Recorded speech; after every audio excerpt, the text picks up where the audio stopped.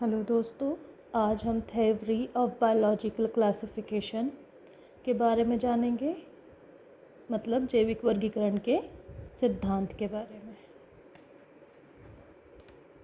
जैविक वर्गीकरण जीवों को व्यवस्थित रूप से समझने और समूहों में बांटने की प्रक्रिया है, जिससे उनकी पहचान, नामकरण और उनके बीच संबंधों को समझने में सहायता मिलती है। जैविक वर्गीकरण के सिद्धांत समय के साथ विकसित हुए हैं और आज विभिन्न सिद्धांतों का उपयोग किया जाता है। इन सिद्धांतों का उद्देश्य जीवों की विविधता को समझना और उनके बीच के विकासवादी और पारिस्थितिकी संबंध को स्पष्ट करना है। पारंपरिक टैक्सोनॉमी पहला है। पारंपरिक टैक्सोनॉमी जीवों को उनके शारीरिक और संरचनात्मक लक्षणों के आधार पर वर्गीकृत करती है। यह विधि मुख्य रूप से मॉर्फोलॉजी पर आधारित है और लंबे समय से जीवों के वर्गीकरण का आधार रही है। इसकी मुख्य विशेषताएं शारीरिक बनावट, शारीरिक लक्षणों जैसे आकार, रंग, बनावट और संरचना का विश्लेषण किया जाता है। आधार, यह विधि उन लक्षणों पर आधारित है जो आँखों से देखे जा सकते हैं और आसानी से पहचाने जा सकते हैं। क्लासिफिकेशन लेवल, इसमें वर्गीकरण के विभिन्न स्तर होते हैं, जैसे कि kingdom, phylum, class, order, family, genus और स्पीसीज। इसकी कुछ सीमाएं हैं। होमोप्लासी, कभी कभी अलग अलग प्रजातियों में समान लक्षण विकसित हो सकते हैं जो विकासवादी रूप से संबंधित नहीं होते, जिससे गलत वर्गीकरण हो सकता है।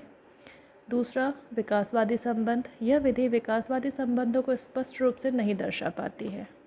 उदाहरण, पौधों को उनके पत्तों के आकार, फूलों की संरचना और फल के प्रकार के आधार पर वर्गीकृत करना। नेक्स्ट है विकासवादी वर्गीकरण। विकासवादी वर्गीकरण या फाइलोजेनेटिक क्लासिफिकेशन जीवों के बीच विकासवादी संबंधों पर आधारित होता है। इसका उद्देश्य जीवों की विकासवादी वंशावली को समझने और प्रदर्शित करना होता है। इसकी मुख्य विशेषताएं हैं फाइलोजेनेटिक ट्री, जीवों के विकासवादी संबंधों को दिखाने के लिए एक ट्री स्ट्रक्चर का उपयोग किया जाता है। यह क्लासिफिकेशन जीनोमिक और मॉलिक्यूलर डेटा के आधार पर होता है, जिससे जीवों के पूर्वजों और उनके विकास का पता चलता है। समान पूर्वज होते हैं, सभी जीवों का एक समान पूर्वज होता है और इस सिद्धांत के माध्यम से उन सभी जीवों के बीच संबंधों की पहचान की जाती है। इसकी कुछ सीमाएं हैं, जैसे डेटा की आवश्यकता। इस विधि के लिए बड़े पैमाने पर मॉलिक्यूलर और जीनोमिक डाटा की आवश्यकता होती है। विकासवादी संबंधों की जटिलता और विविधता को पूरी तरीके से समझना और प्रदर्शित करना कठिन हो सकता है। उदाहरण के लिए, मनुष्यों और चिंपांजियों के बीच के विकासवादी संबंधों को दिखाने के लिए जीनोमिक समानताओं का उपयोग किया जाता है। नेक्स्ट है कैलेडिस्टिक टैक्सोनॉमी। कैलेडिस्टिक एक विधि है जो जीवों को उनके साझा पूर्वजों के आधार पर समूहों या कैलेट्स में वर्गीकृत करती है। इन्हें उन लक्षणों पर ध्यान केंद्रित किया जाता है जो जीवों के साझा पूर्वजों से प्राप्त हुए हैं। इसकी मुख्य विशेषताएं हैं मोनोफाइलेटिक ग्रुप, जीवों को केवल उन समूहों में रखा जाता है जो एक साझा पूर्वज से उत्पन्न हुए हैं। डेराइव्ड ट्रेट या डेराइव्ड लक्षण, केवल वे लक्षण जो साझा पूर्वज से प्राप्त हुए हैं वर्गीकरण में उपयोग किए जाते हैं। नेक्स्ट है कैलेडोग्राम, जीवों के बीच के संबंधों को दिखाने के लिए एक ट्री जैसा आरेख या कैलेडोग्राम बनाया जाता है। इसकी कुछ सीमाएं हैं। लक्षणों की पहचान, यह निर्णय करना कठिन हो सकता है कि कौन से लक्षण प्राइमरी या प्रिमिटिव या प्राथमिक है और कौन से डेराइव्ड है या विकासवादी है। नेक्स्ट है विकासवादी डेटा का अभाव, कभी कभी पर्याप्त विकासवादी डेटा उपलब्ध नहीं होता, जिससे क्लैडिस्टिक विश्लेषण कठिन हो जाता है। उदाहरण के लिए, रेप्टाइल और पक्षियों को एक ही कैलेड में रखना, क्योंकि वे एक समान पूर्वज से विकसित हुए हैं। Molecular taxonomy. मॉलिक्यूलर टैक्सोनॉमी जीवों के वर्गीकरण में आणविक डेटा का उपयोग करती है, जैसे कि डीएनए, आरएनए और प्रोटीन के अनुक्रम। यह आधुनिक विधि सटीकता और गहराई प्रदान करती है। मुख्य विशेषताएं हैं इसकी डीएनए सीक्वेंसिंग या डीएनए अनुक्रमण, प्रजातियों के जीनोम का अनुक्रमण करके उनके बीच के संबंधों को स्पष्ट किया जाता है। डीएनए बारकोडिंग, विभिन्न प्रजातियों की पहचान के लिए एक मानक डीएनए अनुक्रम का उपयोग किया जाता है। इसके लिए फाइलोजेनेटिक विश्लेषण, आणविक डेटा का उपयोग करके विकासवादी पेड़ बनाया जाता है।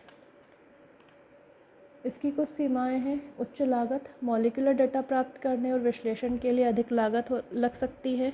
तकनीकी आवश्यकता, इस विधि के लिए विशेष उपकरण और तकनीकी कौशल की आवश्यकता होती है। उदाहरण के लिए बैक्टीरिया के वर्गीकरण में 16S rRNA जिन का उपयोग किया जाता है। साइटोटैक्सोनॉमी, साइटोटैक्सोनॉमी में जीवों का वर्गीकरण उनके गुणसूत्रों की संख्या, संरचना और व्यवहार के आधार पर किया जाता है। इसकी मुख्य विशेषताएं हैं गुणसूत्र संख्या और संरचना। इसमें गुणसूत्रों की संख्या, आकार और संरचना का अध्ययन किया जाता है। कोशिकीय विश्लेषण, कोशिकीय स्तर पर जीवों के बीच के संबंधों की पहचान की जाती है। कैरियोटाइपिंग, विभिन्न प्रजातियों के गुणसूत्रों की विस्तृत जांच के लिए कैरियोटाइपिंग का उपयोग किया जाता है। इसकी भी कुछ सीमाएं हैं। सीमित उपयोग, केवल उन जीवों के लिए उपयोगी है जो गुणसूत्रीय विश्लेषण के लिए उपयुक्त होते हैं। मॉर्फोलॉजिकल डेटा की अपेक्षा अन्य शारीरिक लक्षणों को इस विधि में महत्व नहीं दिया जाता। उदाहरण के लिए पौधों की प्रजातियों की पहचान में गुणसूत्रों की संख्याओं का उपयोग।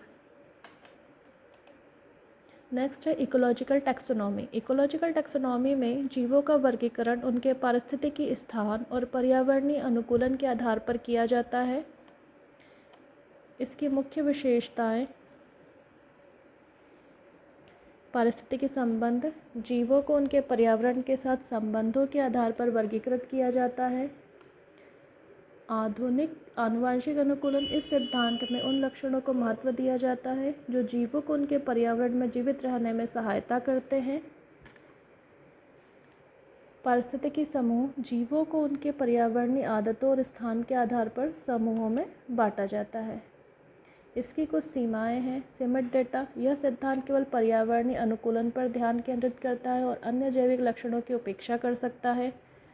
पर्यावरणीय बदलाव, पर्यावरण में बदलाव के कारण यह वर्गीकरण स्थायी नहीं हो सकता। उदाहरण के लिए मरुस्थल के पौधों को उनके पानी के संरक्षण की क्षमता के आधार पर वर्गीकृत करना। नेक्स्ट है फिनेटिक टैक्सोनॉमी। फिनेटिक टैक्सोनॉमी जीवों के शारीरिक और अन्य विशेषताओं के संपूर्ण सेट का उपयोग करके वर्गीकृत करती है। इसमें जीवों के अधिकतम समान लक्षणों का उपयोग किया जाता है, बिना इस बात की परवाह किए कि वे विकासवादी रूप से कितने संबंधित हैं। मुख्य विशेषताएं हैं कुल समानता, यह विधि कुल समानता के आधार पर जीवों को वर्गीकृत करती है। गणितीय तकनीक, वर्गीकरण के लिए सांख्यिकी और गणितीय तकनीकों का उपयोग किया जाता है। न्यूमेरिकल टैक्सोनॉमी, यह सिद्धांत फेनेटिक टैक्सोनॉमी का ही एक रूप है जिससे कंप्यूटर और सांख्यिकी विधियों का उपयोग किया जाता है। इसकी भी कुछ सीमाएं हैं। विकासवादी संबंधों की उपेक्षा, यह विधि विकासवादी संबंधों की अनदेखी कर सकती है। समानता का अधिक महत्व, केवल समानता के आधार पर वर्गीकरण कभी कभी सही वर्गीकरण को प्रतिबिंबित नहीं करता। उदाहरण के लिए विभिन्न जीवों को उनके शारीरिक लक्षणों की समानता के आधार पर समूहों में वर्गीकृत करना। जैविक वर्गीकरण के सिद्धांत विज्ञान के विभिन्न क्षेत्रों से संबंधित हैं और इनमें समय के साथ विकास हुआ है। पारंपरिक टैक्सोनॉमी से लेकर आधुनिक मॉलिक्यूलर टैक्सोनॉमी तक प्रत्येक सिद्धांत का अपना महत्व और उपयोग है। आधुनिक विज्ञान में जीवों की पहचान, वर्गीकरण और उनके विकासवादी संबंधों को समझने के लिए अक्सर इन विभिन्न सिद्धांतों को एकीकृत करके उपयोग किया जाता है। जैविक वर्गीकरण के इन सिद्धांतों का अध्ययन जीवों की जैव विविधता को समझने और संरक्षण के प्रयासों में महत्वपूर्ण योगदान देता है। Thank you. आज के लिए इतना ही। हमारे चैनल पर आने के लिए धन्यवाद। इस विषय का हिंदी PDF अध्ययन नोट प्राप्त करने के लिए नीचे दिए गए डिस्क्रिप्शन बॉक्स में लिंक पर क्लिक करके इसे डाउनलोड कर सकते हैं। Thank you.